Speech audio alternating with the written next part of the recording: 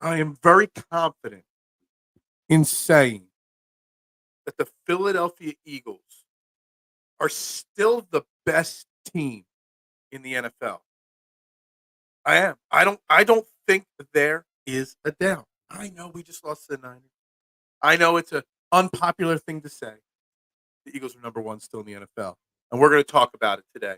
Trending in the AM, taking your thoughts and opinions on this and any topic you want to talk about. We're live on Philadelphia Sports Network with your thoughts in 30 seconds.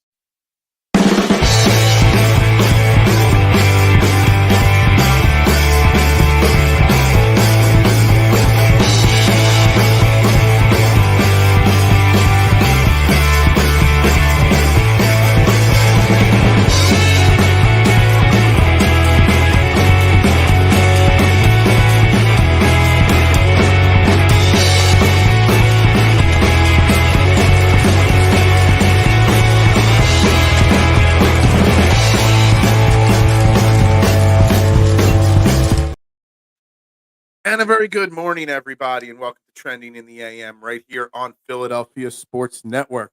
We're live. You know the drill. Hit that like button, that share button, that subscribe button, that follow button. It is free to do it. You hit those buttons and you help this show greatly. I am your host, Phil Stiefel, here every single morning. You can find me on all social media platforms at Beard and Knowledge. Greatly appreciate a follow there as well. And, we're live and we got lots to talk about. Yesterday on this show, we spent a lot of time talking about the Eagles defense because of the signing of Shaq Leonard. We didn't really get much into the Eagles offense, and I definitely want to dive into it because there's a lot of people clamoring for Rashad Penny. A lot of people on social media talking about Rashad Penny. So we're going to get into the Rashad Penny conversation. We're going to get into the Brian Johnson conversation, the Zach Ertz conversation, all the things that could be wrong with the offense because we spent a lot of time on the defense yesterday. We also got to talk about David Carr and his clown comments from yesterday. Clamoring for sure. There have been a lot of people. I have a whole thread of people telling me I'm wrong about Rashad Penny, K1. So there are. What's up, Bobby? How you doing this morning? Great to see you in the conversation today. And to my man Ted, who jumped in before the show even started, so I can't even respond to him. If I'm going to be a Homer fanboy, I got to unsubscribe. I need reality, upfront, Philly, raised differently, nothing personal. Dude, if you don't like the title of the show, I don't know what to tell you. I'm sorry. You could just give the show a listen. You've never listened to the show before that I'm aware of. So, you can give the show a listen and listen to my explanation. And if you knew the show, you would know your reasonings why I'm wrong would be listened to on this show. But, we'll call that out. Who are these clamorers? There's a lot of them. Good morning, CJ. How you doing this morning? All right, so the title of today's show, the Eagles are still the best team in the NFL. Why did I title this show this way? And normally we save power rankings for later into the show. But I kind of got to get into the NFL Power Rankings Week 14 edition almost right away, or at least who number one on my list is, because that's where the title of the show came from. Because if you ask anybody out there, and trust me, I put my power rankings on Facebook, Twitter, Instagram, TikTok, people aren't too fond of the fact that I left the Philadelphia Eagles number one in my power rankings this week, even though they just lost to the San Francisco 49ers. And I feel very strong reasons. The title of the show that Ted is so upset with that he's going to unsubscribe to a network. I have firm beliefs in this. I have my reasoning. It's not just a fanboy point. I still think that this Eagles team, while not perfect, is clearly the best team in the NFL. Yes, we lost to the 49ers. I know. Everyone's going to tell me how great the 49ers are. But I looked at both teams' schedules. And very little has to be said about the Eagles' schedule. Everybody knows that the teams, the juggernaut of teams, the Dolphins, the Chiefs, the Cowboys, and so on. Everybody knows the Eagles' schedule and the amount of wins that they've got through that juggernaut of the schedule. The Bills. Yet you look at San Francisco's schedule, they've got 3 losses compared to our 2. Yes, they beat us. But who have they played that has proved that they're outside of beating us, the Eagles? Who else have they beaten that is to the level of competition that we have? I'll tell you. San Francisco, who I do have San Francisco number 2. Yes, they smoked the Cowboys. We also beat the Cowboys. They beat the Seahawks in a very close game, and they got the Seahawks again this week. And they beat the Jaguars. They're the 3 hardest games. Yeah, they beat the Steelers before the Steelers figured it out. They beat the Giants, big whoop. They beat the Cardinals, big whoop. Like, they lost to the Browns and Vikings and the Bengals before the Bengals. Like, who did they beat? Good afternoon, Zach. How you doing this morning? Um, why not make them 2, 3, and 4, Phil? As much as I respect you, I just can't agree based off of the ass kicking we got. Maybe I'm punch drunk. Right. And look, and I get it. I saw what you saw on the field on Sunday. I saw the Eagles get manhandled. I did. But I look at the totality of the picture of the season at this point. And the totality is that we've had a 10 times harder schedule than the 49ers, and we have won more games than they have. There's no buy-in play here. We both have played the same amount of games. We're 10-2, they're 9-3. We've faced a 10 times harder schedule than they have. So, in my opinion, being 10-2, just as a random way of describing it, the Eagles' schedule is a 10 on the toughness scale of 1 to 10. The 49ers' schedule is a 6 on a scale of 1 to 10 on toughness, and they're 9-3. They've lost games that they should have won if they are as good as people are making them to be. Yes, you know what? All those losses, whatever, they did beat us. I get that. And they beat us pretty handily. I get that. But nothing they've done the rest of the year. Now, if they go out and beat Seattle, then go out and beat Baltimore, who I have in the top 5, my only AFC team in the top 5 this week. Yeah, sure. Maybe we can have this conversation. If the Eagles go out and lose to the Cowboys this week, maybe we can have this conversation. But right now, 13 weeks into the season, 12 games into the season, the Eagles have done far more good than the San Francisco 49ers.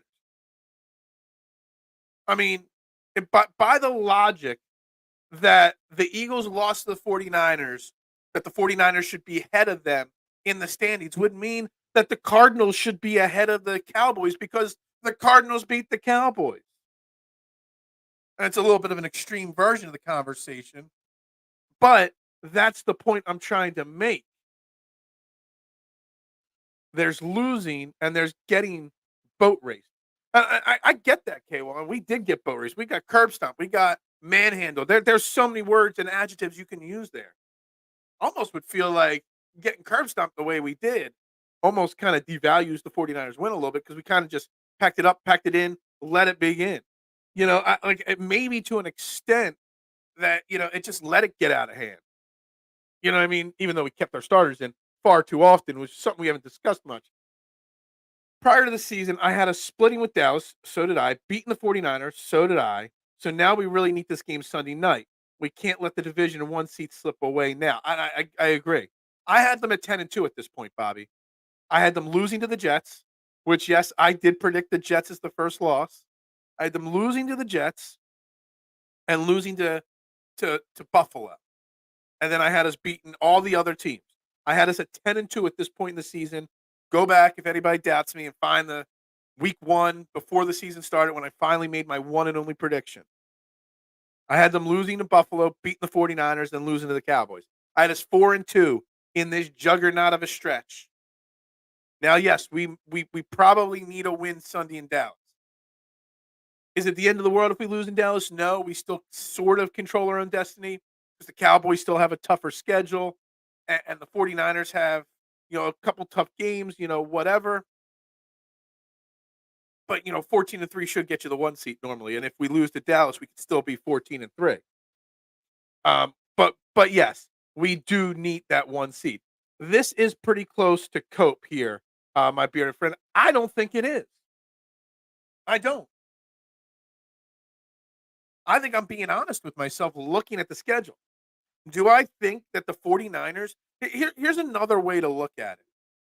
If the 49ers are so much better than the Eagles, if the Eagles and 49ers played that game 4 more times, so we played them a total of 5 times, just say, for argument's sake, we played them 4 more times. What would the end result be? I would think the Eagles would win 3 out of 5 total. If we played them 2 more times, I think we'd win 2 out of 3. It means the 49ers are a great team. It really does. It just means I still think that the schedule the Eagles have faced and the fact that they've been able to run through it almost unscathed makes them the better team. And I'm not sure why that's hard for people to understand. One loss and 1 win does not define a season or a team. You have to look at the totality of everything we have seen.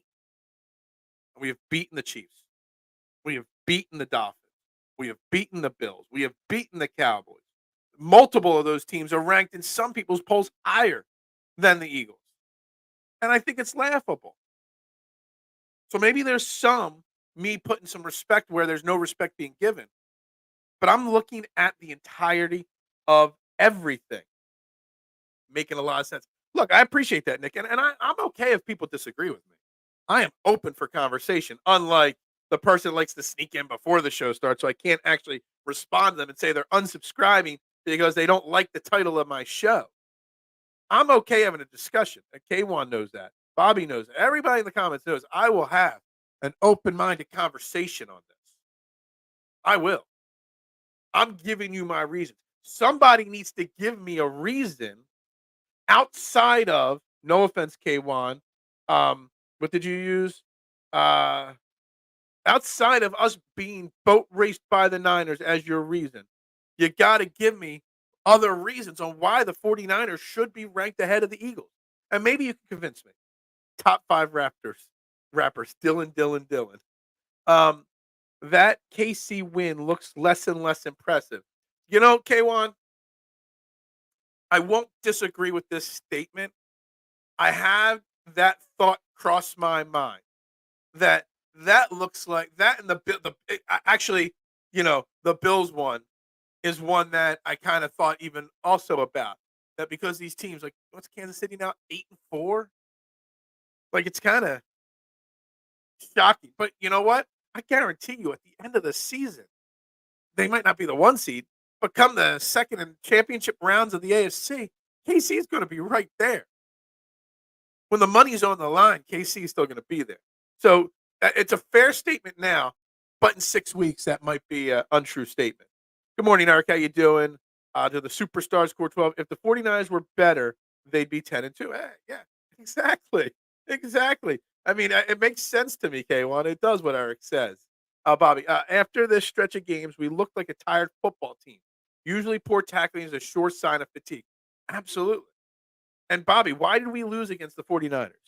Did we lose because the 49ers are this amazingly 10 times better team than the Eagles? No. And that's not taking anything away from what the 49ers did. We lost because our defense missed 3 billion tackles. Like, literally. I'm not even being sarcastic. We were missing tackles left and right, taking bad routes to the football, getting juked out of our shoes. It looked like a tired football team.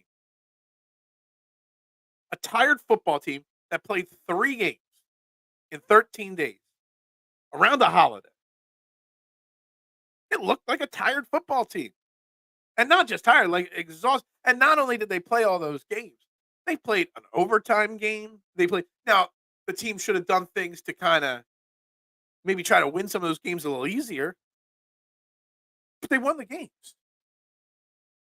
So I'm not going to let one loss to the 49ers change my opinions on this team just because the 49ers beat us. I'm looking at the entire season. as a whole, and I still got the Eagles as the best team in football. That is my spiel. That is my reasoning why. 49ers have proven they need everyone healthy in order to win. Eagles have been winning despite, a lot of injuries. And I agree with that, Bobby. We have been. I mean, not only are we 10-2, not only are we 10-2 with a tough schedule, we're 10-2. And we've had cornerbacks go down. We've had guys go down for the season. Multiple linebackers go down. Defensive linemen miss games. Multiple offensive linemen miss games this year.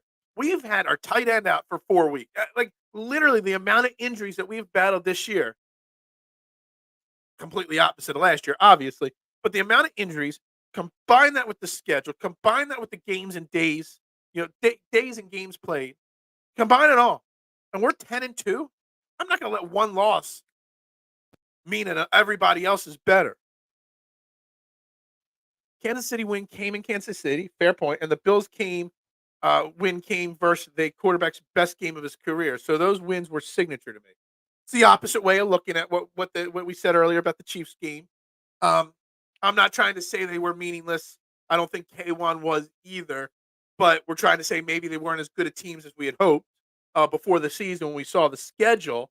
But fair points from you. I'm not taking away. Like, you can only play the teams in front of you, and we've beaten the majority of the teams in front of us. On the other side of it, the 49ers have beaten the teams in front of them, except for 3 versus 2. But the games that they've had, the teams that they've had to face, it's not as tough. Now, I'll give them credit. They're winning. 9-3 is still one of the best records in football, and you can only play the schedule you're given. And they're doing a good job with it. And yes, they beat us, but I'm still going to value at least one more week who we've already beaten when I'm making this decision. We were inches away from losing to Dallas, but we didn't lose. And we got routed by the Niners. We also lost to the mediocre Jets. Although you can make a case for number one, you can make a case, Peanut, for a case not to be number one. And I want that. But see, here's the thing. Saying that we almost lost to Dallas. We almost lost to Buffalo. We almost lost here or there. But we didn't lose. We didn't. Because we executed better when the moment was the brightest. We got the job done. Some will say we didn't execute against Dallas, that Dak Prescott just stepped out of bounds. It's an argument to be made, I guess. But we didn't execute as well. We lost to the Jets, sure. Dallas lost to the Cardinals. I still got the Cowboys in my top 4. I'm not holding that Cardinals loss completely against them. I hold it against them enough to keep them below the Eagles. The 49ers, look at their losses. The Browns stink. I'm not buying the Browns. The Vikings are mediocre as well. The Bengals, they have not been as great as we expected this year. Those are bad. Those are losses. Those 3 losses outdo our 2 losses. I don't know. I think people are far too panicky. I think the Eagles fans that don't think the Eagles are good anymore are the best team in football. And this is no offense to you guys that are thinking, because some of you are bringing some great points to the conversation. But I don't think. Hold on, I just lost my whole train of thought there where I was even going with that. Like, whoa, whatever I was about to say, I saw something pop up my screen. I clicked it to close it, some pop-up, and now I just totally lost my train of thought. So we'll just go back to comments. I don't even know where I was going there. It's called genetics at my brother, and not us problem. I was going to say something about the fans, and I don't remember. Eagles are fine. The Niners beat a tired Eagles 42-19, an untired Dallas team 42-10, basically. Don't forget making Sam Howell look like Joe Montana. But we're not the only team. Come on, let's be honest. We are not the only team that made Sam Howell look well. Sam Howell's looked bad the last week or two. His bubble may have burst, or just maybe the Washington, whoever they are this week, Commanders. They've fallen off a little bit. Their bubbles burst a little bit. But by the time we made him look Sam Howell, he was leading the league in passing yards at that point. He was putting up 300-yard games every week. Washington fans, not just because of the game against the Eagles, but Washington fans were saying he was the future of the team for a few weeks there because of not just how he looked against the Eagles, but how he looked against everybody they were facing. and yet they still lost. Great teams find ways to win. I stand by that. People can't use the "we almost lost" argument as when it comes to other teams, the argument isn't valid, and that's very fair. I've seen plenty of people use the "almost lost" argument for other teams, but yet we're not allowed to use it, Zach. I'm not sure how that works. A win is a win is a win is a win, whether you win pretty or whether you win ugly. A win's a win. A win means you execute it one time better than the other team at a minimum. And that's what we did. Great teams find ways to win. That's what we do. Yeah, I mean, the Jets loss. It's a terrible loss, especially looking at the totality of the season and what's happened to the Jets season and what's happened with Zach Wilson and stuff. And God knows what's going on. They already cut Tim Boyle, who they benched Zach Wilson for. Like, I don't know what's going on with the Jets. But if I was a quarterback, I wouldn't want to be in there. Like, Robert Saleh won't get fired because of Aaron Rodgers getting hurt in the beginning of the season. But if I was the Jets GM, I'd have a serious conversation about Robert Saleh. He has butchered the situation with Zach Wilson and the quarterbacks and not moving on, then moving on too late, then rushing this and that. Like, the GM and the coach. I shouldn't even just say the GM. The owner should have a conversation about the GM and the coach on the way they've handled the backup quarterback situation this year behind Aaron Rodgers. But that Jets loss was a terrible loss. No doubt about it. And does beating the Chiefs and the Bills make up for it? A little bit, yeah. Does beating the Cowboys make up for it? A little bit. 100% of the team in the NFL lost to a mediocre team or two and lost a game versus someone else. So ain't no case against it. Phil's brain had an unscheduled. It was like a soft. I think there's something soft. I do that a couple times. Peanut. You know, I've lost a few brain cells over the years for a few things I've done. Sometimes I just draw a blank. Something distracts me. Like literally, it was just a pop up on my screen, and the computer pop up, and I just clicked exit on it, and that little thing just threw me for a complete and total reset there. Literally, I have no clue what I was going to say. Lost a big ugly game. My fault. Look, we lost a big ugly game this week. Yeah, everybody loves my short-term memory loss is a sign of sleep deprivation. Thanks, mister. Getting up at 6:30 a.m. every day is definitely a form of sleep deprivation. Um, I definitely have short-term memory loss. I definitely don't sleep long enough and well enough on a regular basis. No doubt about it. Everyone says this is a passing league, but I guess someone forgot to tell Shanahan that they didn't abandon their running game when we stopped. Eagles refused to commit, and that is something we've got to definitely get into. We'll get back to the power rankings. I'll actually show my full 10 plus 4 honorable mentions in a little bit. But obviously, the running game is an interesting topic right now, and one we've got to discuss. Also, key to happy life. Yeah, absolutely. And I do believe in getting 8 hours of sleep a day, guys. I do. Sometimes it just doesn't happen. It just doesn't work out that way. Eagles put everything on Hurts. A solid rushing attack would take some of the heat off of Hurts, but we want to be a pass happy offense. Yeah, yeah, exactly. Shanahan didn't follow the crowd the Eagles decided to do. 49ers lost to Browns, Vikings, and a bad Bengals team, so they don't deserve to be considered the best. Exactly. And not only that, but they lost 3 games in a row. This Eagles team is never going to lose 3 games in a row with the way it is. Davon saying the coordinators are a big issue. Before we get to the offense, I do want to say I didn't listen to all of both coordinators spoke yesterday to the media, Brian Johnson and Sean Desai. And, I didn't listen to the whole interviews. I listened to clips of them, but I heard far too much. I got to do a better job and put my players into a better position to succeed type comments from Desai and Johnson yesterday.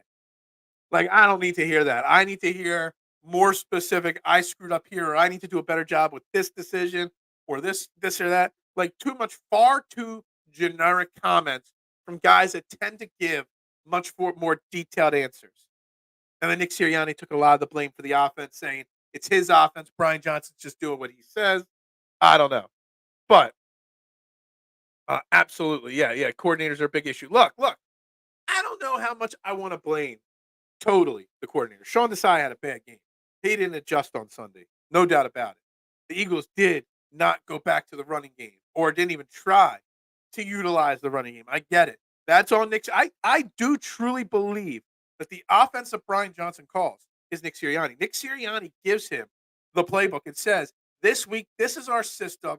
These are the plays you can call. In these situations, I want one of these plays called. In these situations, I want one of these plays called.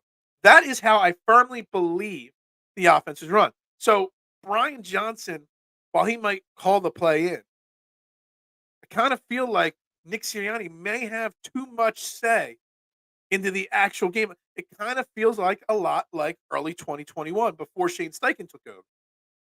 Now, I love Nick Sirianni. I'm not criticizing Nick Sirianni. I love what he brings to the table.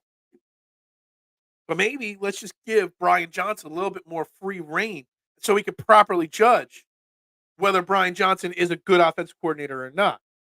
I agree, Eric. But our pass defense is too suspect to confidently pound our chest and claim number one spot. But again, nobody else has the total picture that the Eagles have put together, Peanut. Who else could claim and pound their chest and that they deserve the number one spot more than us? The 49ers are the only team that has an argument because they beat us. But they've got some bad losses on their schedule as well. More bad losses than we do. We have 2 losses. One was a bad loss to the Jets. The other was to the other team that's fighting for that one spot. That's it. They sounded so much like Andy Reid yesterday. I was like, oh, man. Where the hell? 2 days in a row. 2 days in a row. No TMC blowing up the chat. Gives me more time on everybody else's comments. Jets and Niners game where we barely ran the ball compared to how we passed. Now, Miriam, and thank you for tuning in and commenting. Yes, we barely ran the ball against the Niners, but I would have liked to see more of it early in the game. But eventually the game got out of hand. So we didn't run the ball as much as we should. But once you're down 2-3 scores, you're going to turn into a pass-happy team at some point. So the numbers are a little skewed last week because of the deficit we faced. Brian Johnson and Sean Desai follow orders. Doug Peterson left the Eagles because of lack in control. I think that's a fantastic point, Jonathan. I really do. I don't know how much control Howie Roseman has over the offense anymore, or the team anymore, or the schemes anymore. But that was definitely part of the rift between Doug Peterson and Howie Roseman, for sure. I'm restless and eager for abundance. Yeah. Steichen was a huge loss. Look at what he's doing in Indy with Minshew at quarterback. Absolutely. Shane Steichen proven to be a big loss this year. And again, that's not a knock on Brian Johnson. Shane Steichen wasn't perfect in 2021. It took towards late in 2021 and into the 2022 season for Shane Steichen to really, really grasp the role of offensive coordinator. And Brian Johnson, he's doing okay. At least he's got the team 10-2. Shane Steichen wasn't 10-2 his rookie years as offensive coordinator. So we gotta take that. The part of the offense that everybody's talking about is the run game, obviously. You know, you got some people complaining that Kenny Gainwell isn't touching the ball enough. You got some people complaining that Rashad Penny, how is he not dressing on Sunday? We need a power back, supposedly, and he's sitting there and not getting used. And I'm going to tell you, first and foremost, Rashad Penny's not the answer. First and foremost, we barely run the ball as is. If you think Rashad Penny's the answer, whose touches is he going to take the 6 touches away from DeAndre Swift? Is he going to take the 2 touches away from Kenny Gainwell? So if we're not running the ball consistently enough anyway, Rashad Penny's not the answer. The games we do run the ball effectively, are you really going to stop everyone wants DeAndre Swift to touch the ball more, but they also want Rashad Penny out there. Are you going to take the ball out of A.J. Brown's hand? Are you going to take the ball out of Devontae Smith's hands? There's only so many touches in an NFL game. You get 65, 70 plays. You can only hand the ball off so many times to so many different running backs. Now, some say, well, then if Rashad Penny's not going to get used, why is he wasting a roster spot? Rashad Penny is here for one reason: an insurance policy if DeAndre Swift gets hurt. And that is it. Anybody saying, well, he's a power back, he's exactly what we need, they're idiots for not using him. Well, my counter to that is, before I say that, people also say, Well, how do they know what he's got left if they don't actually use him in a game? Well, I'm going to tell you why they don't use him in a game. Because they see him every day in practice. They know what he's got left and doesn't. And the little he might have left, they are saving if they need him in an emergency situation, in a pinch. DeAndre Swift went down for the last 3, I think, games of the year last year.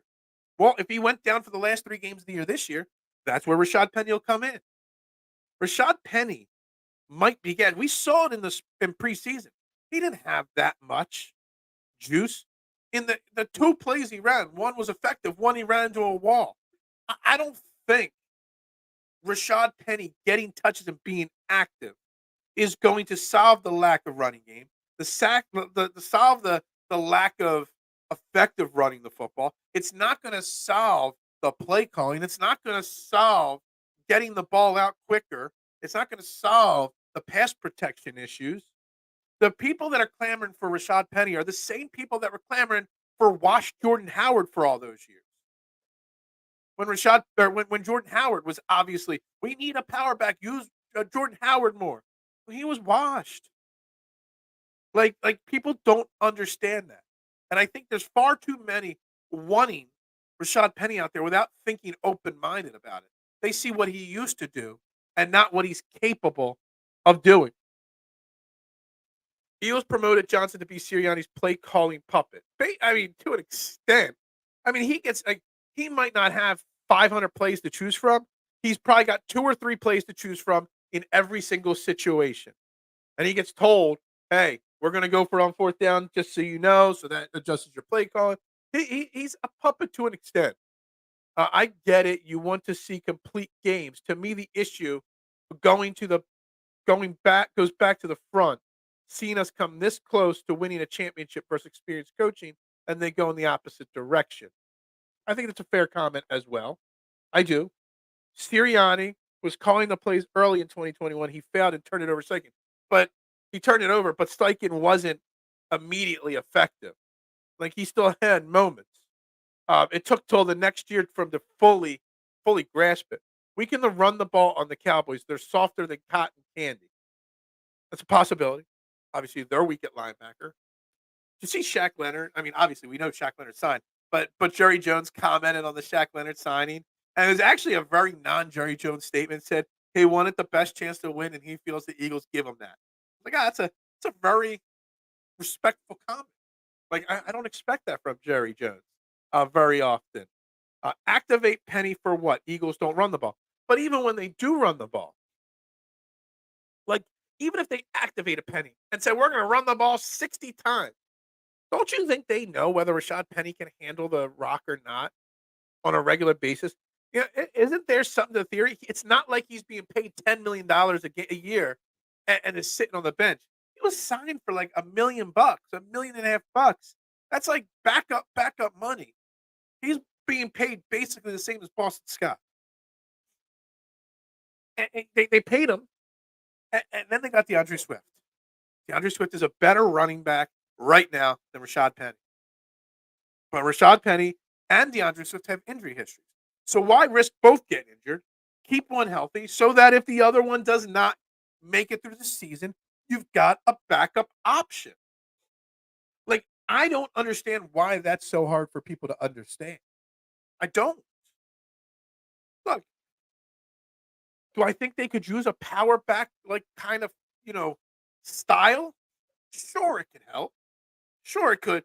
But also, most of their runs come out of the shotgun and the RPO formation. Rashad Penny is not an RPO shotgun type running back. He's a get under center the quarterback, have I formation with a fullback and power backs. We don't run that. We don't even have a fullback on this team. So who's going to be that lead blocker even for Rashad Penny? Like, the theory of why everybody wants to use Rashad Penny and how they want to use him doesn't even fit the system that we try to run. So I don't get that. I was excited when we got Swift because he reminds me of CMC, but we barely use him at this point. I mean, we've barely used him for so long, Myram, and yet he's still one of the top 5 running backs in the NFL rushing yards because early in the season when we were using him and committed, he was lights out.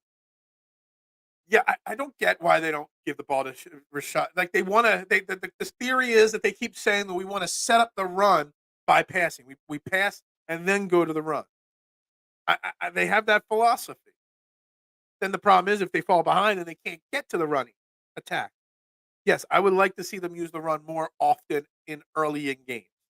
And also, not only would it help our offense, not only would it take some pressure off of Jalen Hurts, if we effectively run the ball like we're capable of, we would actually rest our defense more. What happened to the 18 play drives and 16 play drives we had earlier in the season? Our defense was fresh in the games where our offense was controlling the clock. Be it right now, too much passing. And it's not even just too much passing. It's too much 7-step drop, long developing route. Like passing game can be an extension of the running game if used. Those quick slants to AJ Brown, which he breaks tackles for 40 yards because he's such a beast of a human being. It's almost like an extension of the running game. That West Coast offense philosophy is almost an extension of the running game. But we don't even do that. Far too much. 7-step drops, wait for everybody to get 30 yards down the field, protection breaks down, Hurts runs out of the pocket, plays over. Or he doesn't run out of the pocket and he gets sacked. Penny is just showing up to practice so he doesn't get fined. I'm like, honestly, Peanut, at this point, Rashad Penny must understand why and how and what the Eagles' philosophy is with him. And he must have agreed to it. Because at this point, if Rashad Penny was so great and so capable of doing what some fans think, don't you think he would have asked for a trade at the trade deadline? Don't you think he would have asked for his outright? How many players aren't happy in their situation? And you know what they do? They ask for a release because they aren't being used properly to their ability, or they want an opportunity to show what they can get so they can get another. Like Rashad Penny's going to be a free agent. He's going to want another payday after this year. But he knows what he's capable of. And he's not asking out because he knows, like, if Rashad Penny really wanted to tote the ball 10, 15, 20 times a game, there's probably plenty of bad teams that could use Rashad Penny right now. But no, he's being a good teammate. He's doing what is asked of him, and he probably understands and agrees with the philosophy on how he's being used. I really firmly believe Rashad Penny's a prideful football player and person. If he wanted to play, he would have asked, or if he thought he was capable of doing what other fans think he should be doing here, he would have asked out to go do that somewhere else. Nick needs to be like Doug and start letting his guys coach and take the bitching from Howie and Laurie. If you could do that and win a championship, that's better than Groundhog Day. That's a fair thing. Let his guys do what they do, for sure. Eagles started our 2-5 in 2021 and finished 9-8. So it'd be 7-3. Yeah, it was definitely a huge improvement. But the offense wasn't perfect. And look, I'm just saying there was definitely a growing curve. Shane Steichen didn't become the head coaching candidate he was in 2021. He became it in 2022 once he fully grasped the position. What's up, Mitchie Pooh? Yes, Kelly Oubre is back for the Sixers tonight. I haven't heard back from Justin. I sent Justin the link. I'm not sure if he'll be joining us for Sixers Talk. If he doesn't, we'll still touch on a few quick Sixers points later in the show. But if he does join us at 9, then we will jump into some Sixers conversation. No way in hell Swift signs back here. You can see how frustrated he is on the sidelines when he takes out a game. And honestly, I don't know if Swift would be offered a contract because Howie will keep going with the cheapest options possible at running back. And honestly, I'm okay with that, especially considering how our offense is geared. I have no problem. I love DeAndre Swift. Sure, I would like him here long term. But I know how he's not going to pay him the money that another team will, especially seeing what he got. We didn't get him because we signed him. We got him in a trade. We're talking offense, but the defense is a major issue. But the defense, and we spent a lot of time yesterday on the defense, Peanut. We did. But some of the defense's issue is that they're just gassed because the offense can't control the clock. Because the offense, look at the Buffalo game. It was like 90-some plays to like 60-some plays, offense versus defense. Do a little bit better job on offense, run the ball more maybe, have a more balanced offensive attack, and maybe the defense might not be as bad. The defense still has issues. I'm not letting the defense off the hook, but the offense can help the defense. not Shane Steichen, duh. Brian Johnson and Nick Sirianni can help Sean Desai with how they design a scheme. Yes, I know Jeffrey Lurie desires the passing game, for sure. I know that. I mean, I've heard all the stories that you guys have heard that Doug Peterson got yelled at after a Green Bay Packers win, and I forget what year, because he ran the ball more than he passed the ball. I know those stories. But I think Jeffrey Lurie also does desire to win, and Jeffrey Lurie does desire more Super Bowl trophies. So I kind of feel like, you know, he would get over it if another Super Bowl trophy got here. Yeah, She-Hulk twerk meme after yeah. Look, I don't know about the Oubre situation still. Jeffrey Lurie desires the passing game in the obvious reason for lack of swift touches. That's the same comment, just with a little addition there. Peanut's right. We have been exposed defensively, and Desai needs to figure it out before the hard reset. Yet last week in San Francisco, he never had his hard halftime reset. Fast family affair. So wait, Philly beat Miami, KC, Bills, and Cowboys. Niners beat Philly, Dallas, Jacksonville, Pittsburgh, Rams, all in blowout fashion. Yet Philly is better than San Francisco. So fast family, I appreciate your comment. First and foremost, yes, beat Miami, Kansas City, Buffalo, and Dallas. I would say those 4 teams. Look, first and foremost, the teams the Niners beat. I did say Dallas, Jacksonville, and Seattle, but I think Dallas, Jacksonville, Seattle is not as good as Miami, Kansas City, Bills, and Dallas. Because we both beat Dallas, you can watch that. So Miami, Kansas City, and Buffalo is tougher to win against than Jacksonville and Seattle. The Rams are an average, mediocre team. I don't think you could really specify that. Plus, we beat the Rams, so that would almost cancel out that as well. I don't think Pittsburgh, their record is good. Pittsburgh is still teetering on whether I think they're a really good team or not. And Seattle, I don't know what to think of Seattle at this point. And Jacksonville's a good team, but they've had a lot of ups and downs this year as well. They've had some bad losses on their schedule, Jacksonville. So I just think that the Eagles' schedule, for sure, up to this point, is totally harder than the 49ers. And whether they win in blowout fashion or a close game, to me, a win is a win either way. That's my opinion. That is why I've got it that way. But I get what you're saying. I just don't think some of those teams you mentioned are as good as maybe you think they are. That's all I'm going to say.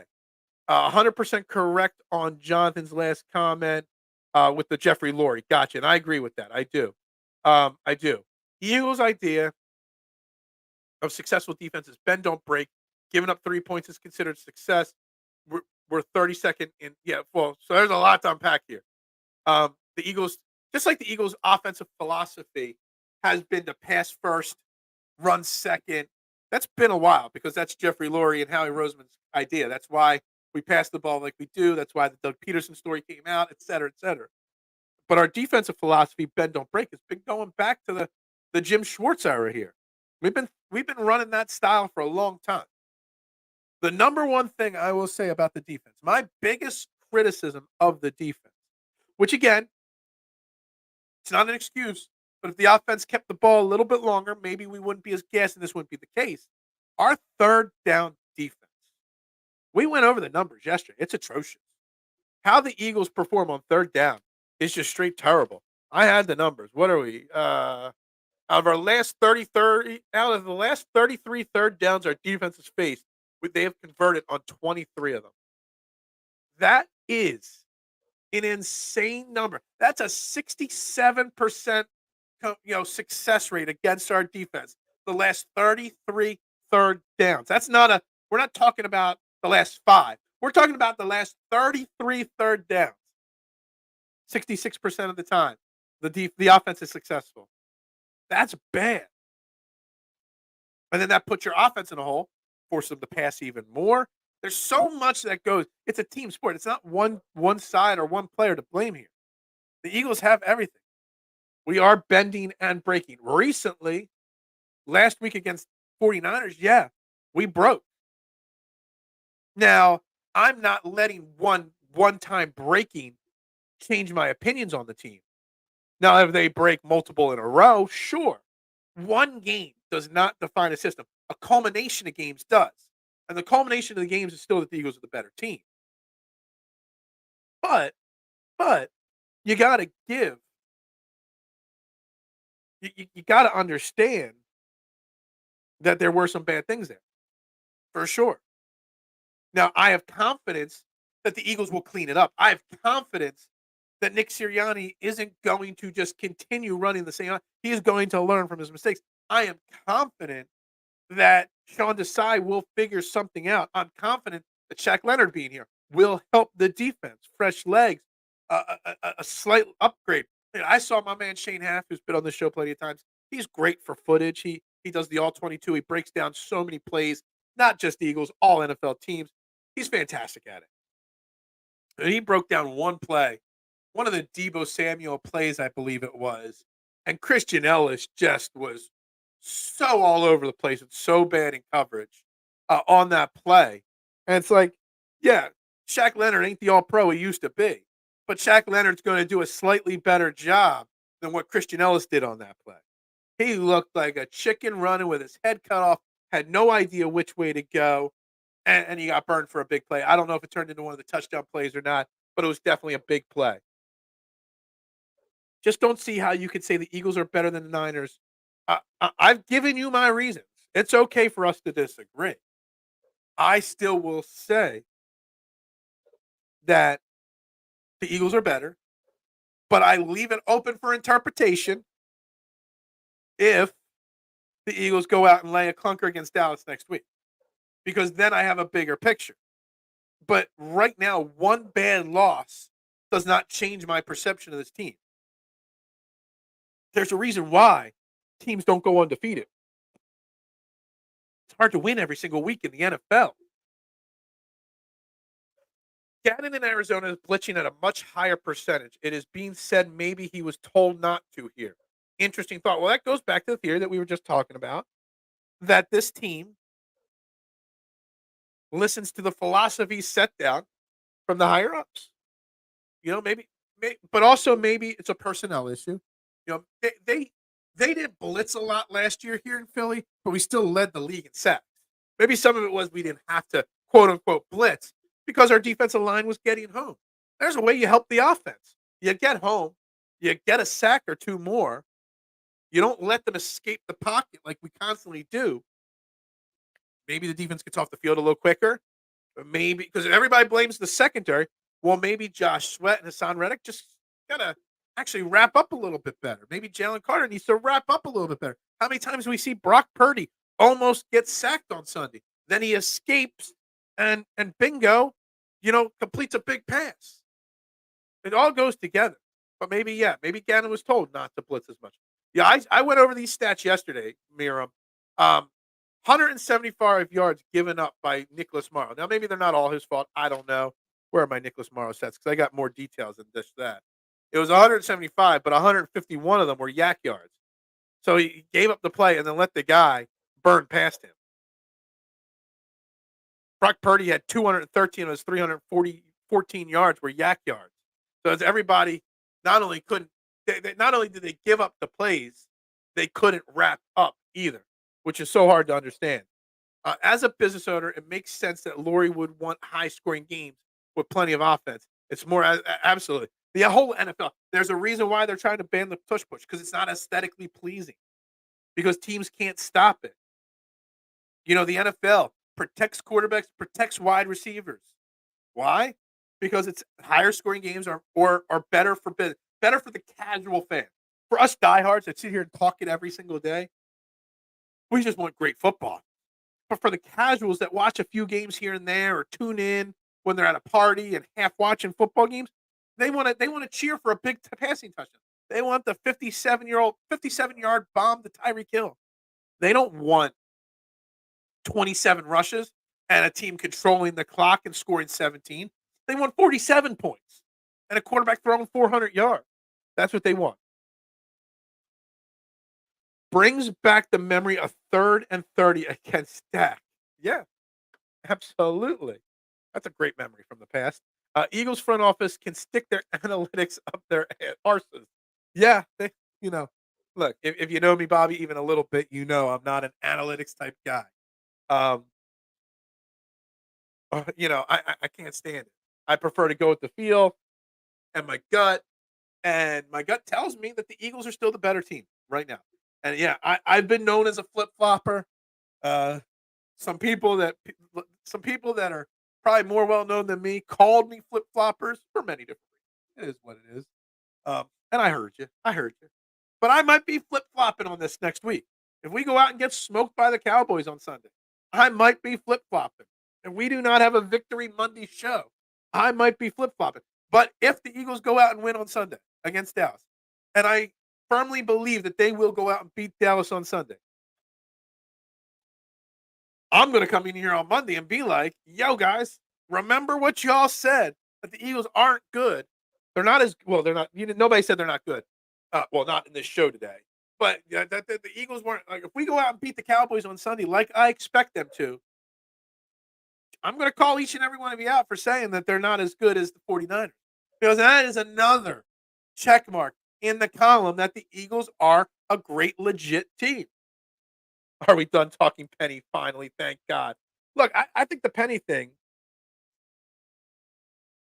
I think it's a funny topic to talk about. Excuse me. Because everybody always wants the shinier, newer object. And Rashad Penny, to some, to the casual, is the unknown. But I think if there was something there, they would have used him by now. No offense to Boston Scott. I love Boston Scott, but they could have put some Penny touches in there if they thought he could do it. He could return kicks if they thought he could do it. They could have used him now with Dallas Goedert down, or when anybody's missed time, when Quez Watkins, they could have moved Scott Swift or Gainwell to the slot. There's so many ways that they could have utilized Rashad Penny at this point if they wanted to. But yet, because he's not being used, everybody's freaking out. And it's kind of it's I think the Rashad Penny unknown reason why there's love there is kind of partially why it's exactly similar to me being way over the top with the Eagles are better than the 49ers. Grand scheme of things. If they set the passing game up off the run, it would be more potent and in the return more aesthetically pleasing. The poopy offense that we see every week isn't aesthetically pleasing. Yeah, it hasn't been aesthetically pleasing for a few weeks. Well, hold on. We put up 37 points against Buffalo Bills. So last week was the first time it really, really looked ugly. Pleasing to watch. I feel like I'm being tortured watching every damn game, even when we win. Dude, you should be happy when we win, not tortured. Just understand, every team's giving us. We talked about. Everyone told me every team's going to give us their best shot this year. Well, every team's giving us their best shot, and we're coming out on top more often than not. Let's see what we got here from Facebook. Sigal Cerdo. I would suggest that the Eagles' defense was more productive last season, in part due to the fact that that team's offense was such a juggernaut during the first half of most games, thereby forcing many of the opponents. That's an interesting point too. We've been a more of a second half team this year, offensively and defensively speaking. The offense would always build these big leads, and then the defense could just settle in, pin their ears back, get after the quarterback. The offense was more efficient for sure. The defense also had 70 sacks last year, which makes everybody. I've said this countless times, and thank you for your comment. I hope you like the video. Hope you click like. I hope you tune in more frequently. We're here every single morning, so turn notifications on.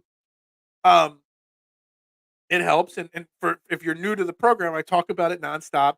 The regulars are tired of me saying it, but we lead the league in almost sacks.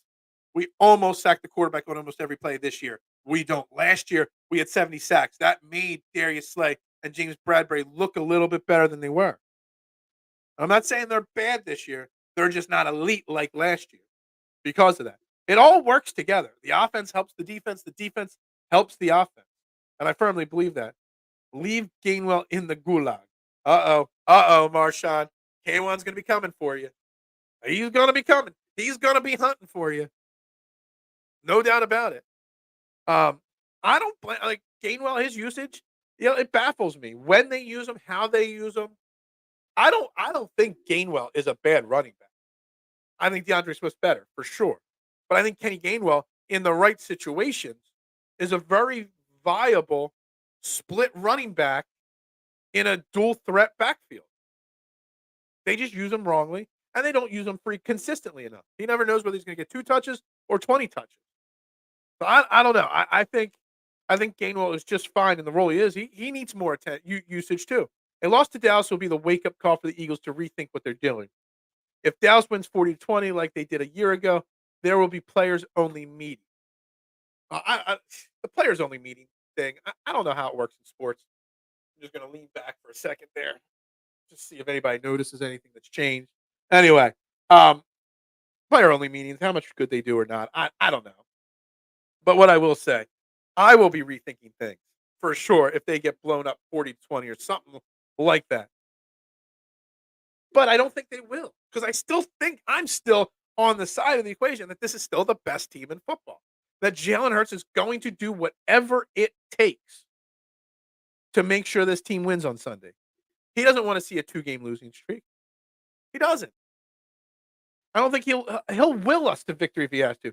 Laurie is desperately trying to find a quarterback like Mahomes so Eagles can pass the ball every play. Wentz couldn't do it and got the look. So I see what you're saying there. And I think you're hinting at that Jeffrey Lurie will grow tired, even if they're winning, of the style of Jalen Hurts. And I don't think so. I disagree with that. If that's where you're going, mister, I disagree with that. I think he's perfectly happy and content with the money he just spent on Jalen Hurts. Um, yeah, for sure. Even when we play lesser teams, we never put them away. We made average quarterbacks look great, consistently giving up 3rd and long, playing off of receivers, etc. I get it, Bobby. But you know what? We went to the Super Bowl last year, and it was the same way. We almost lost to Houston. We almost lost to the Colts. It wasn't like we built up big leads last year, then let teams back into it. This year, we're keeping it close and having to win them at the end. Sort of same, sort of similar, just different ends of just different ways of getting to close results. This team didn't blow out many teams last year. In fact, give me a 30 seconds to pull it up. I think I could pull up last year's schedule really quickly. Up 2022 Eagles. Let's see. We only won by 3 against Detroit. We beat Minnesota and Washington pretty easily. Close game against Jacksonville. Close game against Arizona. Close win against Dallas. A bigger win against Pittsburgh. A close win against Houston. Then the Washington loss. Close Colts. Close Green Bay. Then a blowout of Tennessee. Blowout of the Giants. Close game against the bad Bears team. Then the Dallas and New Orleans loss without Hurts. And then a close win against the Giants to end the season. So the close results, Bobby, are exactly the same like last year. Honestly, if anything, we've got probably more big wins or blowout wins than last year. Desai totally lied to us. This soft defense does not reflect the attitude of Philly. Look, Bobby, I've tried to tell everybody countless times. I mean, Sean Desai is Sean Desai. He's a 1-year defensive coordinator in his past, and he failed miserably. So what we've gotten out of him is more than I expected already, because I didn't know what we were going to get out. I truly don't care about standings now. If we truly are the best team like we say we are, we win in the playoffs. Marshawn, I still, and that's a great segue, almost kind of sort of into the David Carr conversation on Twitter and on social media because of his video. And we'll get to what he said about Jalen Hurts and Marcus Mariota and that asinine part of it in a second. But he also said in it that seeding does not matter, that being the 1 seed does not matter. And I disagree with him, and I kind of guess that's what you're getting at here, Marshawn, as well. I am firmly believing that 1 seed is extremely, extremely important, not just for home field. Because if we're the 2 seed and we get home field in the first and second round, that's fine. We don't have to go on the road to the championship game, whatever. The 1 seed and seeding in general matters for one main reason: rest. The 1 seed is the only seed that gets that bye week in the playoffs. The rest that this team can get by getting that 1 seed, that extra bye week. Guess what? Last year, the 2 1 seeds, both with the bye, they kind of made the Super Bowl. That bye week means so much, especially to an Eagles team. Last year, they weren't banged up. They had the Lane Johnson torn groin that he played through, and that's it. This year, everybody on this team needs a minute, needs a minute and a half to kind of get their bodies right, to rest their legs, rest their knees, rest their minds. They need it. We're going to take a quick reset here. You're watching Trending in the AM on Philadelphia Sports Network. I'm your host, Phil Stiefel. We only got 13 likes on YouTube and 3 on Facebook. Please, if you're watching, pound that like button, share button for me. It means a great deal. It helps the show out immensely when you hit that like button. And the more comments, the better. And the more you like it, the more you share it, the more people that can jump in the conversation and comment their opinions. Big things coming in 2024 with the show. So I want everybody chiming in. All right, we got a 49ers fan here. You do not belong on the field with the 49ers team. We walked in all black for the funeral of the Eagles. Wasn't even competitive. Oh, my God. I have no problem putting a 49ers comment like that up on the screen. I don't. And you know what? I'm glad you guys won the Super Bowl on Sunday because that meant way more to you guys than losing did to us. It's one loss to us. To you guys, it's revenge. We didn't have this same feeling. We didn't say this or anything close to this when we beat the Chiefs a few weeks ago. And there's the difference between the 49ers and the Eagles. We see the bigger picture. You guys just are looking at one game. We're looking at the grand scheme of things. We're looking at we want to win the Super Bowl. Just so you know. But good luck to you the rest of the way. Hopefully, we see you in the championship game at the Link again, and we'll see who the better team is. Eagles are still a great team, but y'all not better than us. We had a point to prove. We had no quarterback, and we said we couldn't beat y'all. With another 40. We got back-to-back Niners fans chiming in. You did have a point to prove. We had a point to prove against the Chiefs, but we didn't care because that one game in the regular season does not make up for the playoffs. It doesn't. It's the whole season. And yeah, you whooped our butts on Sunday. There is no doubt about it. But you know what? We still have beaten more tough teams than you guys have. We've lost less games. Guys, the whole totality. One game does not define a season, Kenneth. But thank you for your comment. I appreciate it. The style of defense will be our downfall again this season. We scored 35 points in the Super Bowl and still lost. First team to ever do so. We never learned.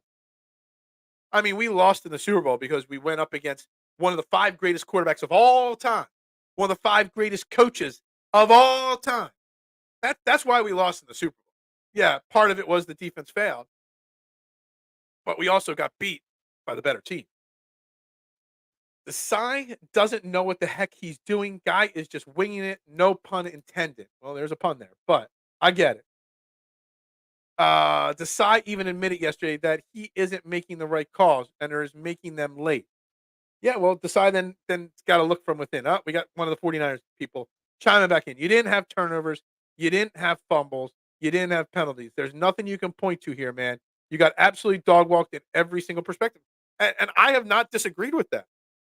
What I've disagreed with is saying that one loss defines the entire season. And your one win defines your entire season to mean that one game is the only reason why you think you're better than our team. Your team's better than our team. That one game doesn't define what's happened over the last 13 weeks of the season. Over the last 13 weeks of the season, we have been the better team. One game doesn't change that. That's all I'm saying. Now, this week, again, I have no problem admitting when I'm wrong. We go out and lose a back-to-back game. We go get curb stomped for a second week in a row by the Cowboys. Sure. I'll have the conversation that maybe the 49ers are better. But I ain't even guaranteeing the 49ers win this week. This is the perfect time. I'll learn a lot about the 49ers this week if they have a letdown against Seattle. I mean, it happens. We had a letdown against the Jets. Letdowns happen. I'll put my ego away here. Sorry, I'm amped up. From a scheme perspective, what makes you think you could beat this 49ers team truthfully? There's a lot that goes into it. Again, I'm not taking anything away from the 49ers. They beat us. The yak yardage and all that kind of stuff. Look, I'm not making excuses for our Eagles team, Steven, but we played 3 games in 13 days. The game before was in overtime. You guys had 10 days of rest versus us 6, and the obvious 3 and 13 days. We're banged up, we're injured, we're exhausted, and a lot of your yards were because of missed tackles. A lot of your big plays were because of missed tackles. And what's the number one thing that missed tackles happen from? Fatigue. And to me, the fatigue set in, it caught up to us, and we were gassed. We were gassed before the game started, on defense specifically. Come playoff time, could be a different story. Everybody on an even playing field, same time, no extra breaks and whatnot, could be a different story. So we got my man. We're going to take a little pause in the Eagles talk for 15 minutes here.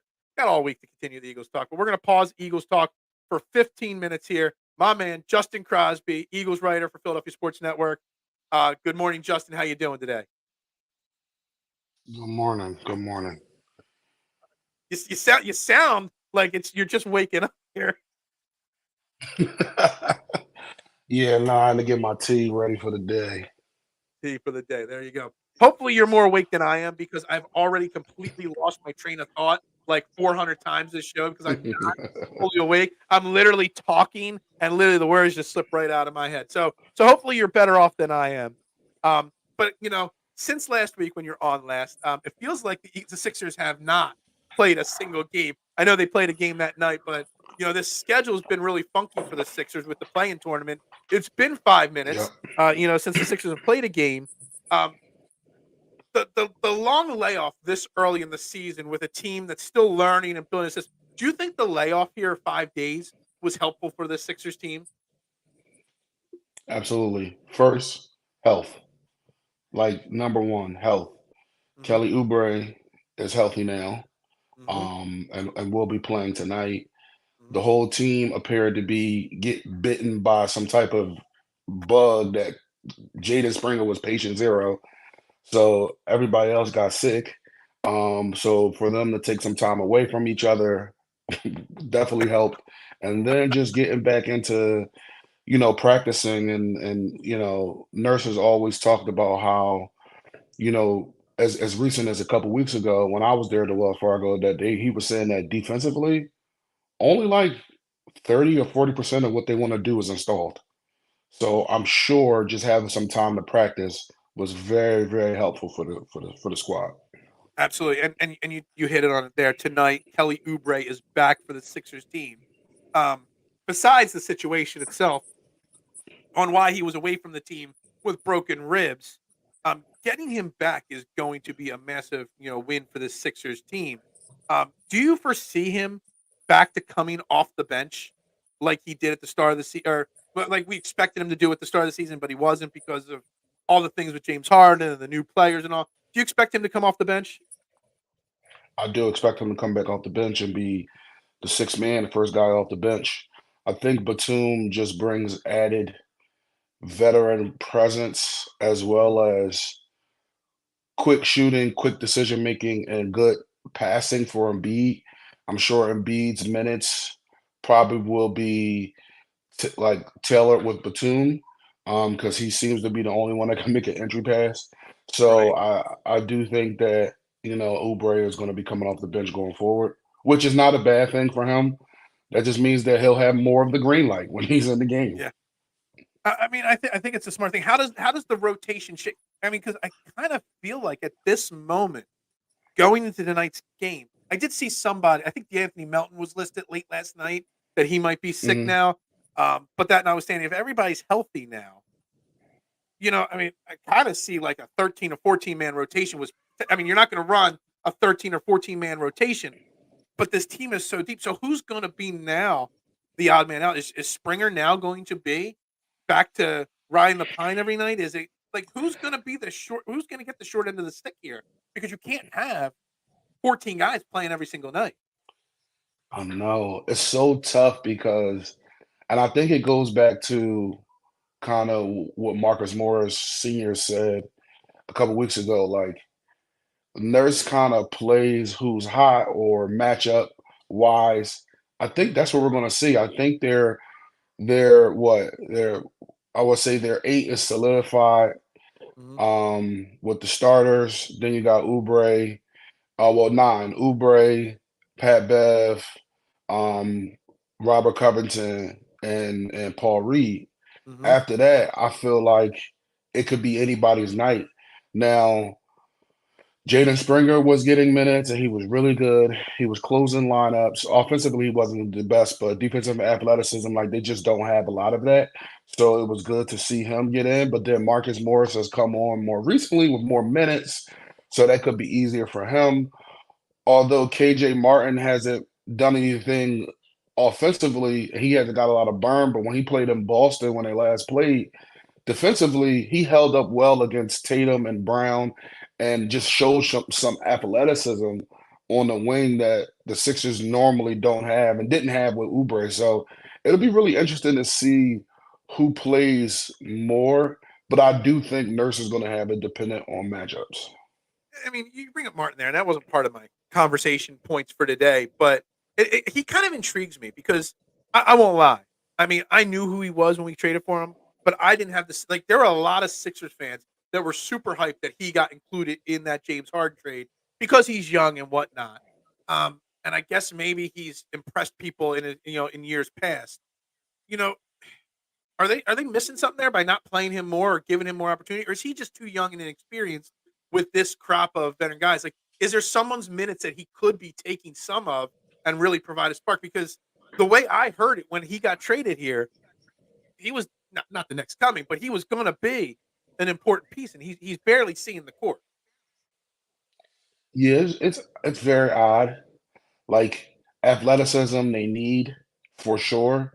He's not the best shooter, but he's gotten better. But on a Rockets team last year, that one of the not one of the better teams in the league, but he played really good minutes, and I think he averaged like 10 points a game. That's pretty solid.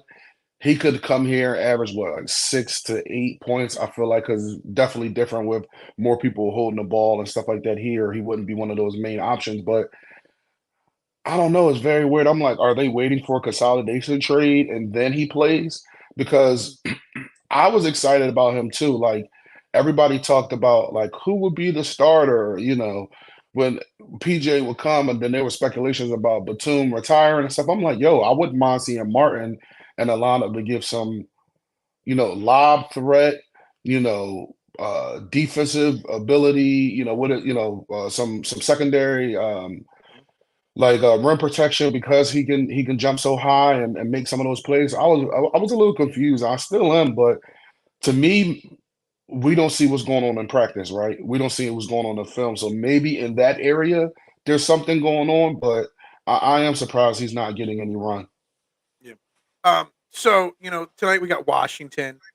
Honestly, the Sixers' schedule over the next couple weeks is fairly favorable for them with multiple Washington games, multiple Detroit games. Some pretty below average teams in the NBA. Um, Not just tonight, against Washington, but going forward over the next couple weeks.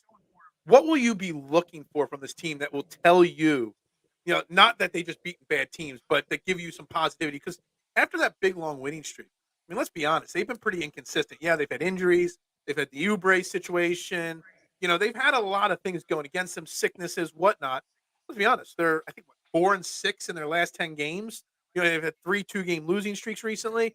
Like, what can the Sixers do and use in this stretch of easy games that can kind of start building the fan base's confidence? Because we all started like, oh wow, we're all bought back in right after that James Harden trade and that big winning streak, but now it's kind of leveled out a little bit. Is there anything they can do over the next 4-6 games, close out this year, that will rebuild this confidence level of the fan base up?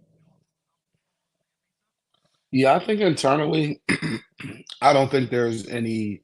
I think they're just having some growing pains, and with the injuries, with the illnesses, excuse me. I don't think internally they're worried at all. I think they believe Okay. that they're one of the best teams in the Eastern Conference. For the fans, I think that more so seeing them take care of business, right? Like Sixers, I mean, the ball goes up every night, and somebody could play harder than you, or whatever the case may be, and you can lose games. Like it's just these guys are professionals too, so they're always there's always an opportunity for them to lose a game that they shouldn't lose.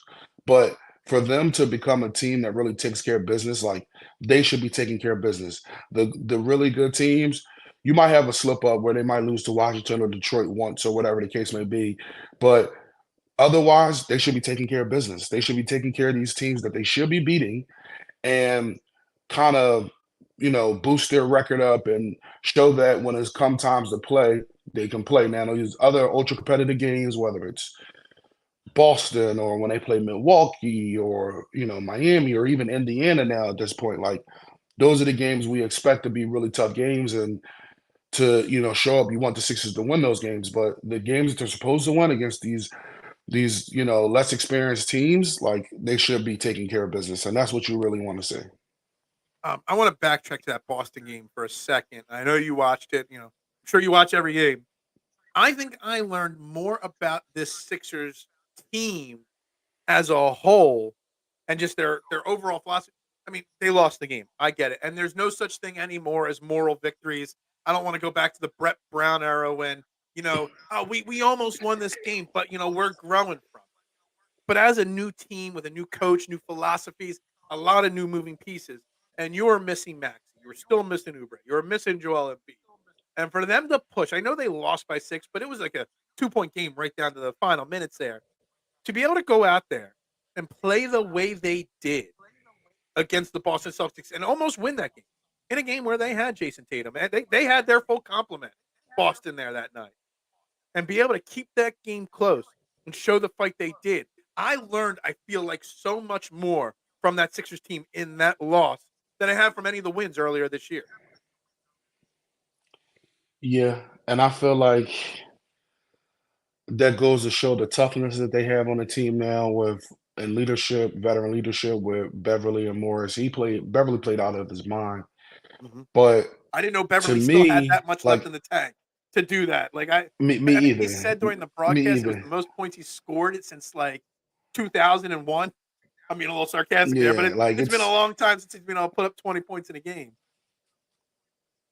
yeah, and I think and I don't wanna down Tobias Harris because he's had a pretty consistent season Mhm. and he that was like his first really bad game, but like he was very disappointing in the game where you don't have Maxey, you don't have Embiid.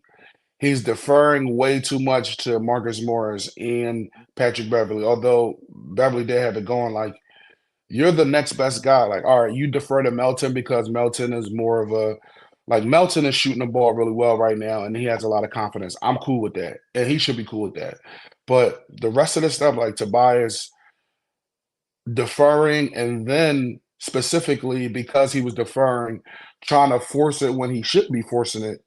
Specifically in that Mhm. fourth quarter when they had a lead, there was a couple times he went in transition and he got blocked a couple times on the same play. Other times he's just like mentally he wasn't there. And I expect more from him being here. This is his fifth full year. Yeah. He understands when to attack, when not to attack. That was just very disappointing to see Tobias play like that in a game where he didn't have Maxi or Embiid. And again, I don't want to beat up on the guy because he's been really consistent this year so far, but like I expect, and I know the Sixers as an organization expected better of him in that situation. Yeah, I'm torn because I'm a big Tobias Harris fan and supporter of his, but he's just not shooting the ball as well. I mean, I was looking earlier. I mean, it's the lowest 3-point percentage he's had in like 5 years. He's taking less 3-point shots than he has in like 6 or 7 years. He's turning the ball over more times per game than he has in 5 or 6 years. He's just not. I mean, he's being consistent, but he's being consistently just like I expected him to up his game, not down his game a little bit there. And I think it's interesting that you brought that up. Marshawn wants to know if you actually get paid in sneakers. I Just used checking to. in on last, yeah, yeah. Everybody's got the stomach bug, Duck. Not just the Sixers, but everybody. This is a hilarious comparison. To Tobias's Nick Wow. Castellanos. I mean, I get it. I get what Marshawn's saying there on that one. All right, so I lost my. That's the fourth time I've lost my train of thought there on this show here. This is not prime Phil in the morning here today. This is definitely weak Phil in the morning here today. Um, I lost everything. I don't even. Or what are we even talking about? The Sixers? Yeah, okay. The Sixers. Talk about the Sixers for me. No, I'm struggling this morning, Justin. I really am. Um, I don't even know. I Okay. had another question lined up for you, and I just can't even get it out of my head right now. I can't figure it out, Justin. I'm lost. Give me something good on the Sixers here. I think that you'll see a good week for the next 2 weeks for the squad. Mhm. I do think they have Washington tonight. They should win. I think they have Atlanta on Friday, which is um a trap game to me because Atlanta can score with the best of them. They play zero defense, but you catch them on a night when they're shooting well. You know they're tough to beat, but after that, I think they're good. And then I think a little bit later down the line, maybe next week, sometime they have the Chicago Bulls. Very interested to see if we see Zach LaVine in person. Caruso. This could be the we're playing in front of Daryl Morey pick me bowl. So I'm really curious to see how the Sixers play against this competition going forward, but specifically the matchup against the Bulls and the Hawks. All right, I remember what I was going to say. I wanted to close with this, and I'll wrap up with this question here. Obviously, James Harden. I know we're kind of trying to move past James Harden. We are, and we always talk about how Howie Roseman has grown as a general manager and president of a team. He's learned from his mistakes in the past. James Harden saying that Daryl Morey just flat out lied, promised him a max contract, and then pulled it back. And everybody's talking about James Harden aspect of it. And I kind of looked at it differently than most people. And I looked at it as Daryl Morey has learned from his past mistakes. Yeah, he might have verbally said, "Yeah, I'll probably try to get you that, max deal." But then he realized, "Oh crap, I can't do that. He's not worth that anymore." Can we take because I've said from the beginning that I don't trust Daryl Morey making the next move because of past mistakes. And now I'm thinking after hearing what Harden said and trying to look at it in a different way, that maybe I can trust Daryl Morey, that maybe he has learned from his mistakes. What are your thoughts on James Harden saying that and then dissecting it the way that I did? Do you think I'm on to something that maybe he's just learned from his mistakes and it's time to do something different? I do think he's learned from his mistakes. I do think he realized there that at the end of the day, like he saw how two elimination games in a row, James Harden looked terrible, almost looked like he quit, right? You can't invest that much money into a guy who's not shooting at the rim. Mind you, in LA, he's shooting the lowest amount of attempts and the lowest field goal percentage he's had in the paint since he's been in the league. Like, you can't rely on the step back. He's not a movement shooter. He's not a catch and shoot shooter. So it's like I think Morey, as well as ownership, saw it on the wall, was like, listen, we'll bring it back for this amount, right? Like if you want 200 million, we're not giving you that. But if you want 2 years, 90 million, 3 years, 100 million, something like that, whatever, we'll work with you on that Mm-hmm. with some type of opt out, but we can't give you full money. And I think Daryl has learned his lesson, but I also think the pressure's on. I think Daryl realized that he's on borrowed time, and I'm saying that with all due respect because Daryl does follow me on social media, but he's on borrowed time. That's a flex right there. More Hey, so Daryl Morey because follows me. That's a flex of all flexes on trending in the AM no, right no, here. I just because things can be taken out of context, but I think he's on borrowed time enough because he's down to his final chess move. Mm-hmm. Like when you're down to your final chess move, like you have to be very careful. This team has underperformed since he's been here, and some of it's not his fault. But when you're the GM, the coach has already been changed. Mm-hmm. When you're the president of basketball, like Elton's not doing anything behind the scenes to change Elton, so it's on him. So he has to learn from mistakes and make the right decisions. Like whatever he does with this package of assets, it's his last move. Yeah, And if it true. doesn't work, And if it so I doesn't think work, he it's had it's to learn it's, from it's his start mistakes. all over again. Real quick, Yep. Justin, covering everything for the Sixers here at Philadelphia Sports Network. When are you and Zach getting behind the mic again for another episode of Still Processing? Probably tomorrow. Was it Thursday? Yeah, probably Thursday. Yep. All right, gotcha. You guys got to make sure you're subscribed to the PSN network, not only just because of this great morning show, but Zach and Justin do a great show called Still Processing. Great Sixers talk every time I listen to them. I'm sure you got plenty of articles and stuff coming out on the website as well, Justin. Yep. Thanks for your 20 minutes this morning, and let's hopefully next week, there's at least a few games this week between this appearance and next week. So we'll have a little bit more. And I promise I won't lose my train of thought next Wednesday. Yes, and next week I'll bring some. I'll bring some. We'll see after this week. I'll bring a couple low end trade targets we could talk about. All right. I like that. I like that thought. Everybody, thank you very much, Justin. And we'll see you Thank you. next week. Thanks. That was Justin Crosby on the I Have No Sponsor hotline, as always, every Wednesday, brought to you by the I Have No Sponsor hotline. Let's see. We had a lot of comments. Baha for your clickbait headline. Hey, clickbait headlines, they work. Sometimes. Sometimes they don't. Look, I appreciate Justin Crosby jumping on. There's a lot of comments here. Sixers in the conversation. We're in the final 5 minutes of the show. 19 likes on YouTube, 6 on Facebook. Make sure you hit that like button, that subscribe button. I'd greatly appreciate it. And yeah, clickbait headlines, they work. It got Cold Logic, whoever Cold Logic is, into it. Enjoy the rest of the season. I will. I'll enjoy playing in the Super Bowl, unlike others. But anyway, one final Eagles thing that I want to talk about. We'll talk some more Sixers tomorrow on the show after tonight's game against Washington, after we get back into the flow of the season. And the way the Sixers season has gone because of this long break, because of the in-season tournament, I hate it. I'm struggling to stay focused on the Sixers because it's been 5 days since they played. But I got to spend 2 minutes, just 2 minutes, to close the show. Yeah, y'all know I'm all about the clickbait stuff, but it does not. But it does make Phil a bit of a tool. Yeah, totally me. Totally. Thanks, Duck. I appreciate the high praise from you on that. You want to talk about clickbait? David Carr went on some TV show. I don't even know what channel employs him.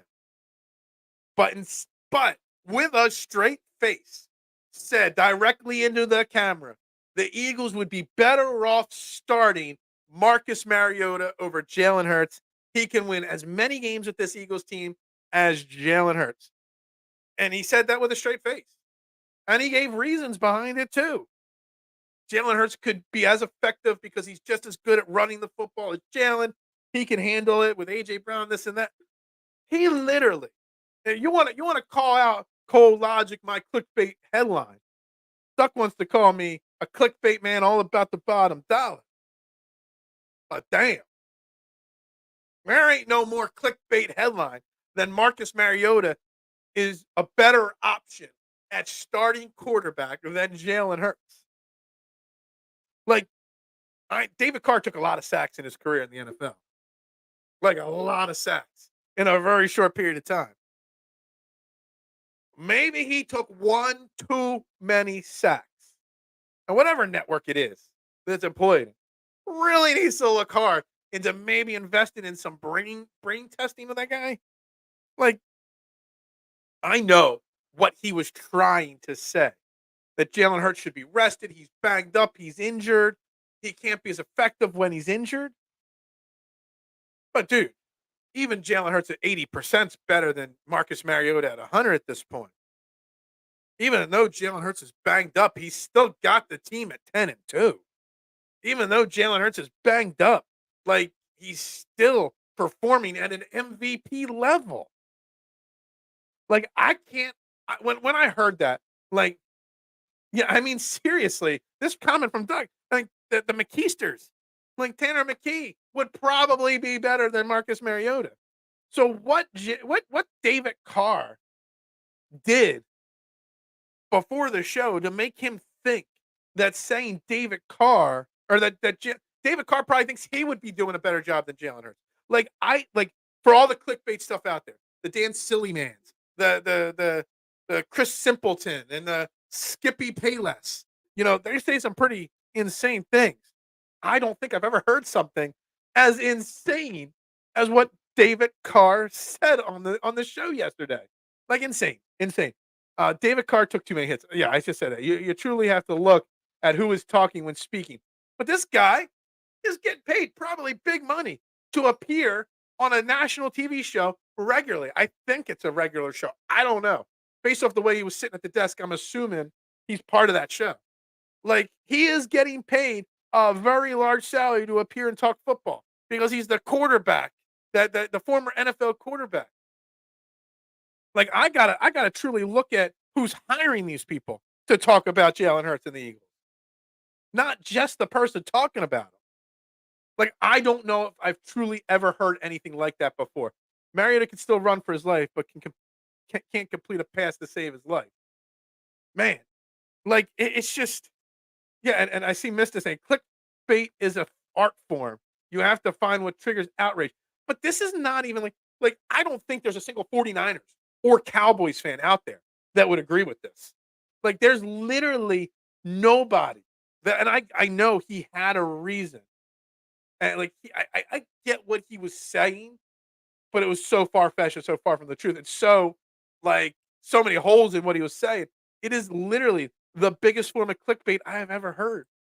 ESPN has Orlowski, Rex Ryan, Harry Douglas, Foxworth, and are these really the guys we're going to listen to about the Eagles? Dan Orlowski used to be an Eagles supporter, but that was when Carson Wentz was the quarterback, and he's still not over how wrong he was there. If I was Shanahan, I would have told the defense to let up and let Mariota. Yeah, I think you said this yesterday too. But yeah, yeah. If Mariota would have let a comeback, there would have been people calling for a quarterback controversy for sure. Not in Philadelphia, because I think Philadelphia would have realized the truth. Anyway, we're way past time here. I got to wrap this up. Trending in the AM. We'll back tomorrow. Never even got back to my power rankings. I did not spend enough. I wanted to spend 15 minutes complaining about David Carr. I spent 2. Back tomorrow. We'll talk a little Sixers tomorrow. We'll dive into tonight's Sixers game. I think I'll be pretty focused on watching the game tonight. So we'll talk a little Sixers tomorrow. We'll obviously continue this Eagles talk. We'll continue to talk about the NFL as a whole. But I've got to wrap this up for Philadelphia Sports Network. That's right. Go Birds. I am Phil Stiefel. We'll talk to you guys tomorrow. Guys, have a great day. Go Birds.